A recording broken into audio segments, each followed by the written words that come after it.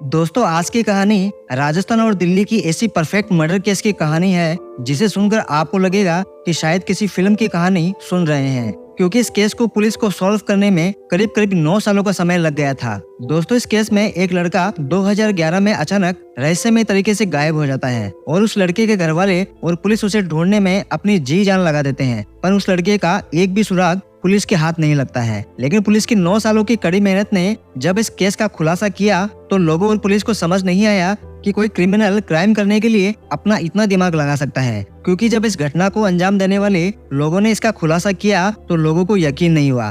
तो दोस्तों, आखिर क्या है इस परफेक्ट मर्डर केस की पूरी कहानी और आखिर क्यों पुलिस को इस केस को सॉल्व करने में 9 सालों का लंबा इंतजार करना पड़ा? तो दोस्तों, इस केस को एंड तक जरूर देखें। तो नमस्कार दोस्तों, स्वागत करता हूँ आप सभी का हमारे इस Hindi crime story YouTube channel पर। दोस्तों, आपने अगर अभी तक इस चैनल को सब्सक्राइब नहीं किया तो पहले प्लीज इस चैनल को सब्सक्राइब जरूर कर लें और बेल आइकॉन पर भी जरूर क्लिक करें।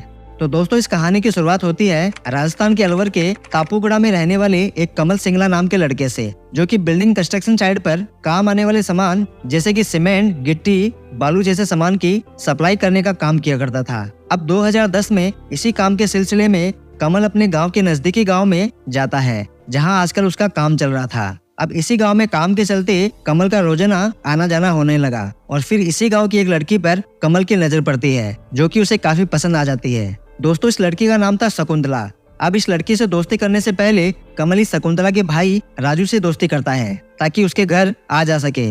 अब समय के साथ कमल और राजू की दोस्ती अच्छी हो जाती है, जिससे कि वो राजू के घर भी आने लगता है। अब इसी दौरान कमल और शकुंतला की भी दोस्ती हो जाती है और देखते ही देखते दोनों कमल और शकुंतला एक दूसरे के प्यार में पड़ जाते हैं। अब कमल और शकुंतला शुरू से ये चाहते थे कि दोनों के प्यार की खबर शकुंतला के घर वालों को नहीं पड़े, इसलिए वो दोनों अक्सर बाहर ही मिलते थे। लेकिन बहुत कोशिश करने के बावजूद शकुंतला के घर वालों को इस प्यार की खबर पड़ जाती है। अब इस खबर से शकुंतला के घर वाले काफी नाराज होते हैं और उसकी सबसे बड़ी वजह यह थी कि कमल उनके जाति का नहीं था, इसलिए कमल और शकुंतला के रिश्ते के लिए इनके घर वाले साफ इनकार कर देते हैं और अब शकुंतला पर नजर भी रखने लगते हैं और साथ ही शकुंतला के लिए अपनी जाति का लड़का ढूंढना शुरू कर देते हैं ताकि शकुंतला की शादी उससे करा सके।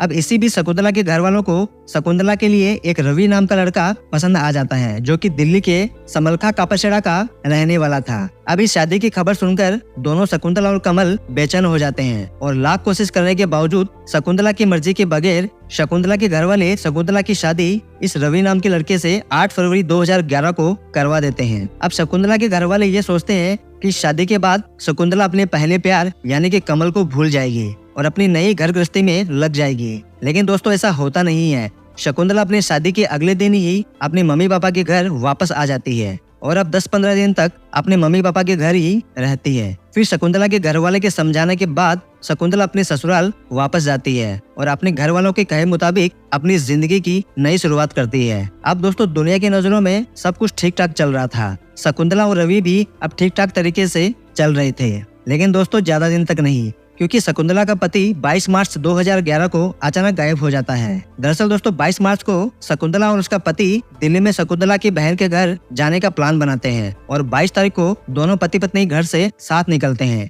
लेकिन वापस सिर्फ शकुंतला ही आती है और घर आते ही अपने पति के बारे में सबसे पूछने लगती है। अब रवि के घर वाले रवि की खोजबीन में लग जाते हैं, लेकिन रवि का कुछ भी अता पता नहीं चल पाता है। अब रवि के गायब होने के अगले दिन यानी कि 23 मार्च 2011 को रवि के घर वाले थक हार कर अपने नजदीकी पुलिस स्टेशन जाकर अपने बेटे की कंप्लेन दर्ज करवाते हैं और अब इधर पुलिस भी रवि की तलाश में लग जाती है, पर पुलिस को भी रवि का कुछ भी पता नहीं चल पाता है। फिर पुलिस रवि के घर वालों से पूछताछ शुरू करती है, लेकिन सबसे पहले शकुंतला से पूछताछ होती है, क्योंकि सबसे आखिर में रवि के साथ शकुंतला ही मौजूद थी। अब शकुंतला पुलिस को बताती है कि 22 मार्च को हम दोनों घर से साथ निकले थे, लेकिन रास्ते में रवि किसी से मिलने के लिए रुक जाता है और कहकर जाता है कि बस 5 मिनट में किसी से मिलकर आ रहा हूँ। और रवि का इंतजार करते करते काफी देर हो जाती है, पर रवि वापस नहीं आता है। अब इसी जानकारी के आधार पर पुलिस वापस जांच शुरू करती है और पुलिस को लगभग 1 महीना बीत जाता है, पर अभी भी रवि का कुछ भी पता नहीं चल पाता है। अब रवि के घर वाले रवि की किडनैपिंग की FIR दर्ज करवाते हैं। फिर पुलिस रवि के किडनैपिंग वाले एंगल से भी इस केस की जांच करते हैं, पर फिर भी पुलिस के हाथ कुछ नहीं लगता है। अब इतने दिनों की पुलिस जांच करने के बावजूद रवि की कोई खबर नहीं मिलती है, तो रवि के घर वाले पुलिस पर सवाल उठाने लगते हैं जिससे इस केस को पुलिस से छीनकर दिल्ली पुलिस के क्राइम ब्रांच को दे दिया जाता है, जिससे कि अब क्राइम ब्रांच की टीम इस केस पर सख्ती से काम करती है। फिर शकुंतला से वापस पूछताछ शुरू होती है, लेकिन अब शकुंतला के बयान में दिल्ली पुलिस को कुछ शक होता है और इस बार इस केस में शकुंतला के पहले प्यार यानी कि कमल सिंगला के बारे में भी दिल्ली पुलिस को पता चलता है और इसी जानकारी के आधार पर पुलिस अब कमल सिंगला से भी पूछताछ करती है, लेकिन कमल और शकुंतला के बयान से कुछ साफ नहीं हो रहा था। अब दोनों पर शक करते हुए दिल्ली पुलिस द्वारा कमल और शकुंतला का पॉलीग्राफ टेस्ट करवाया जाता है, लेकिन इस पॉलीग्राफ टेस्ट से भी पुलिस के हाथ कुछ नहीं लगता है। लेकिन कमल और शकुंतला के बयान बार बार बदल रहे थे, जिससे दिल्ली पुलिस को इन दोनों पर शक हो जाता है कि इस केस में कमल और शकुंतला का कोई ना कोई कनेक्शन जरूर है। लेकिन इन दोनों के खिलाफ पुलिस के हाथों में एक भी सबूत नहीं था और ना ही कोई सुराग, इसलिए पुलिस अब कुछ नहीं कर पा रही थी और ये अपनी जिंदगी आराम से निकाल रहे थे। अब ऐसे ही समय निकलता जा रहा था, लेकिन इस केस में रवि कुमार की एक भी जानकारी पुलिस के हाथ नहीं लगती है। फिर 2017 में वापस रवि कुमार के पिता इस केस की अदालत में एक बार फिर अपील करते हैं, जिससे पुलिस पर अब दबाव पड़ता है। फिर इस केस में सबसे ज्यादा शक किए जाने वाले कमल और शकुंतला और साथ ही शकुंतला का भाई राजू का भी ब्रेन मैपिंग टेस्ट करवाने का सोचती है। पहले तो ये ब्रेन मैपिंग टेस्ट के लिए मना कर देते हैं, लेकिन कानून के नियमों का पालन करते हुए इन्हें ये टेस्ट करवाना पड़ता है। अब पहले राजू और कमल का ब्रेन मैपिंग टेस्ट किया जाता है, जिसमें राजू से कुछ खास पता नहीं चलता है, पर कमल का जब ब्रेन मैपिंग टेस्ट किया जाता है तो कुछ ऐसा निकल कर सामने आता है जिससे सब चौंक जाते हैं, क्योंकि इतने सालों के बाद अब जाकर इस केस में पुलिस को कुछ जानकारी मिलती है, जिससे कि इस केस को एक नई दिशा मिलने वाली थी। दरअसल इस ब्रेन मैपिंग टेस्ट के दौरान कमल सिंगला खुलासा करता है कि जब शकुंतला के घर वाले शकुंतला की शादी कमल से करवाने से मना कर देते हैं, तब कमल शकुंतला को ये कहता है कि तो अपने घर वालों की मर्जी से रवि से शादी कर लो, लेकिन अपने पति से दूर रहना, उसे कभी भी शारीरिक संबंध मत बनाना, फिर मौका मिलते ही हम दोनों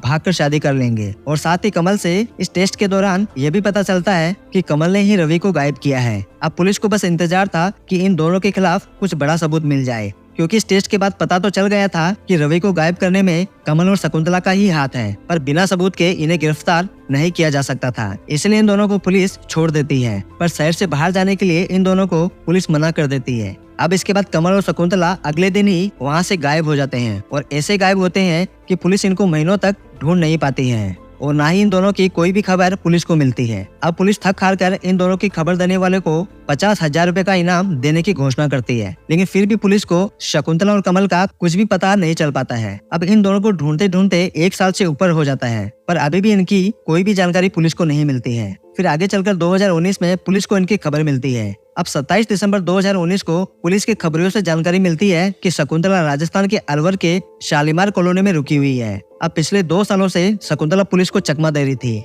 लेकिन इस बार पुलिस कोई भी गलती नहीं करना चाहती थी। फिर शकुंतला को पकड़ने के लिए पुलिस द्वारा रात में ऑपरेशन चलाया जाता है, जिसके बाद इसी अलवर के शालीमार कॉलोनी से शकुंतला को गिरफ्तार कर लिया जाता है। अब शकुंतला की गिरफ्तारी के बाद पुलिस पूरी शक्ति से शकुंतला से पूछताछ करती है, लेकिन अब जो खुलासा होता है उससे सुनकर शायद आपको यकीन नहीं होगा। शकुंतला पुलिस को बताती है कि शकुंतला और कमल दोनों एक दूसरे से प्यार करते थे और दोनों शादी भी करना चाहते थे, लेकिन इस शादी में कमल की जाति अलग होने के कारण इनकी शादी नहीं हो पाती है और शकुंतला की शादी कहीं और तय हो जाती है, जिसके चलते शकुंतला और कमल अब एक प्लान बनाते हैं, जिसमें कमल शकुंतला को रवि से शादी करने के लिए कहता है, लेकिन रवि के साथ शारीरिक संबंध बनाने से मना कर देता है। फिर शादी के अगले दिन ही शकुंतला तबीयत खराब होने का बहाना बनाकर अपने मम्मी पापा के घर वापस चली जाती है और 2 हफ्तों तक वहीं रुकती है। फिर घरवाले के समझाने के बाद शकुंतला वापस रवि के घर चली जाती है। फिर कुछ दिन बाद कमल के बनाए गए प्लान के हिसाब से शकुंतला रवि को अपने बहन के घर जाने के लिए तैयार कर लेती है। कमल इस प्लान में अपने एक साथी ड्राइवर गणेश को 70,000 रुपए देकर शामिल कर लेता है। अब शकुंतला रवि को लेकर अपने घर से निकलती है और इसी रास्ते में कमल इन दोनों का इंतजार कर रहा था और रास्ते में अचानक कमल रवि और शकुंतला की गाड़ी के सामने आ जाता है। फिर शकुंतला रवि को बताती है कि ये कमल है, जो कि मेरा पुराना दोस्त भी है और मेरे ही गांव में रहने वाला है। अब शकुंतला कमल की जान पहचान रवि से करवा देती है और इनके साथ ही कमल भी इस गाड़ी में बैठ जाता है। अब तीनों गाड़ी में बैठकर बातें करते करते शकुंतला के बहन के घर तक पहुंच जाते हैं। फिर शकुंतला वहीं पर उतर जाती है और कमल रवि को बहाने से वहां से लेकर गायब हो जाता है। ये सब शकुंतला पुलिस को अपने बयान में बताती है। अब आगे की जानकारी के लिए कमल को गिरफ्तार करना जरूरी था, जिसकी खोजबीन अब पुलिस शुरू कर देती है। फिर इसी साल 2019 के अक्टूबर महीने में कमल को पुलिस गिरफ्तार कर लेती है। अब कमल से हुई पूछताछ से ये खुलासा होता है कि शकुंतला को उसके बहन के घर उतारकर कमल रवि को वहीं लेकर पहुंचता है जहां कमल का साथी ड्राइवर गणेश उनका इंतजार कर रहा था। फिर प्लान के मुताबिक रवि को एक नशे वाली चाय पिलाई जाती है, जिसके बाद रवि वहीं बेहोश हो जाता है और इसी बेहोशी की हालत में रवि की गला दबाकर वहीं हत्या कर दी जाती है। अब रवि की हत्या के बाद कमल और शकुंतला शादी कर लेते हैं और दोनों साथ रहने लगते हैं। अब ये लोग रवि की हत्या दिल्ली में करते हैं और उसकी लाश को गाड़ी में डालकर राजस्थान के अलवर तक बिना किसी डर के लेकर आते हैं। आगे की पूछताछ से पता चला कि रवि के लाश के टुकड़े करके दिल्ली से लेकर राजस्थान तक लाश के एक एक टुकड़े को रास्ते में फेंकते हुए आते हैं ताकि रवि की लाश का नामो निशान भी पुलिस के हाथ ना लगे। और उसी लाश का कुछ हिस्सा कमल अपनी दुकान के सामने एक खाली प्लॉट में दफना देता है, जिससे कि कमल की नजर हमेशा उस पर बनी रहे। फिर कमल के मिले बयान से उसी प्लॉट के पास पुलिस पहुंचती है और बुलडोजर से इस प्लॉट की खुदाई करवाते हैं। फिर 5 से 6 फीट खुदाई करने के बाद फाइनली इस केस में 9 सालों के लंबे इंतजार के बाद रवि की लाश की कुछ हड्डियां पुलिस को मिलती हैं और कमल के बयान के बाद बिहार के समस्तीपुर जिले से गणेश को भी पुलिस गिरफ्तार कर लेती है। और इस तरह शकुंतला और कमल और साथ ही ड्राइवर गणेश को भी पुलिस गिरफ्तार कर जेल भेज देती है। और इस लंबे इंतजार के बाद पुलिस पूरे 9 सालों के बाद इस परफेक्ट कहे जाने वाले मर्डर केस को पुलिस सॉल्व कर लेती है। दोस्तों, इस केस के बारे में आप अपनी राय नीचे कमेंट बॉक्स में दे सकते हैं और अगर आपको हमारी मेहनत पसंद आई तो हमारे चैनल को सब्सक्राइब करके इस वीडियो को एक लाइक जरूर करें। धन्यवाद।